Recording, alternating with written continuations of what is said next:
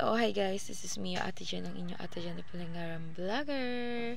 So, for today's video, it's February 4, 2025. So, napaka-updated mga mi. It's already 9:02 a.m. Time check, Philippines. So, mga ka-idol, kaya ang aga-aga ko gumawa ng video. Kasi nga, may nag-comment dun sa akin mga post. So, hindi ko alam kung ako yung sinasabihan niya na, ito-trade niya daw yung aking SPay later o tuturuan niya ako kung paano. So, mga ka-idol, kung magtuturo din siya, kagaya ko, kung paano ilabas yung inyong SPay later, ay di maganda, diba? Kasi nga,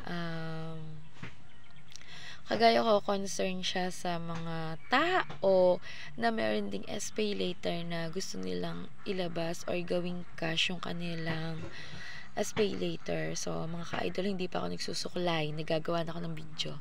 Charot. Dahil to sa inyo, kasi ayoko na kayo ay maloko ba?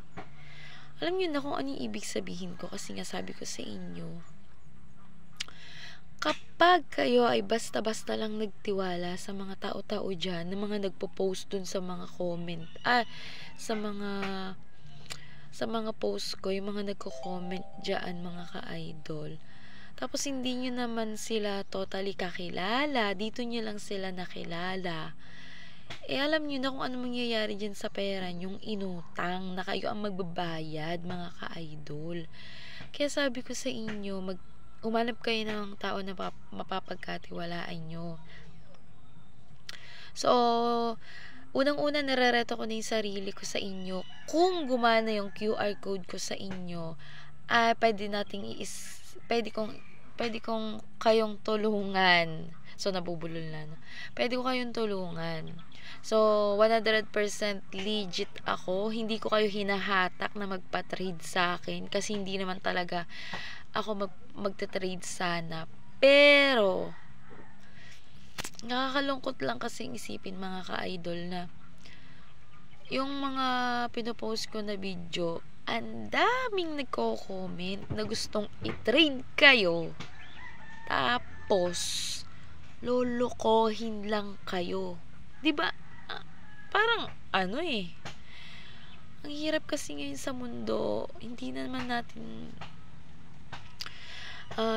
siguro valid reason yung ang hirap na nga ng buhay sa mundo, tapos pahihirapan mo pa yung iba. Bakit? Inutang na nila yun, mga ka-idol, tapos goguyuin mo naman. Wag ganon. Laban tayo ng patas, So, kung may legit na trader, much better na mag-send kayo ng video.